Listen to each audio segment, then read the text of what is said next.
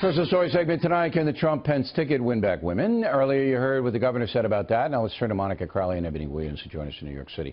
I'm surprised, I really am, that the Trump campaign isn't targeting women with special commercials and ads and things like that, aren't you? Yeah, I am actually a little bit, because among conservative and Republican women, Donald Trump is actually doing fine. But among women in the general electorate, not so much. He's running about a 20-point gender gap. That's a lot. And yeah, so we know the indelicate things he said about women. We just had a new release last week that cost his campaign a lot of heartache. He should, I think, be specifically talking to women. Yeah, I don't and he can do understand that by talking about all of the issues are women's issues. But more specifically, he should be pointing to the wreckage of the Obama-Clinton economic record, because 3.7 million women have fallen into poverty over the last 8 years. Yeah. The female labor participation rate is the lowest it's been in 25 years.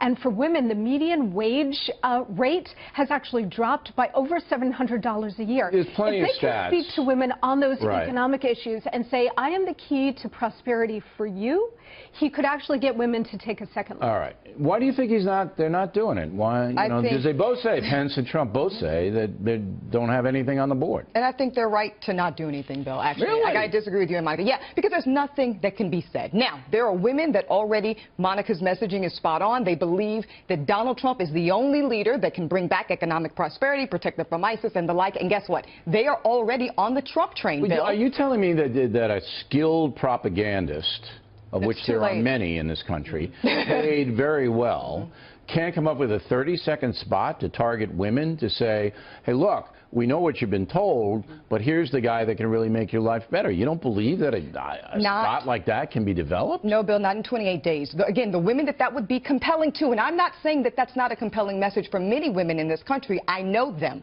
but they have already bought into it. So there's nothing new at this point. Too much damage has been done. You have women in states like Pennsylvania, Wisconsin, states that Trump's going to need to pick off one or two of those out west. Nevada, Arizona, Utah now is very close. I think that it can be done, and it's not that hard. Right. I mean, look, the Trump campaign is making 1 million ads that are running on the web and television and radio. It costs them very little to make I don't know why they don't even try. And, you know, the truth is, it's not too late. I mean, I know the window is only 27 days from today, but there is still some running room for Donald Trump because he is not a traditional politician. Okay, let me ask you about both. You first, Ebony.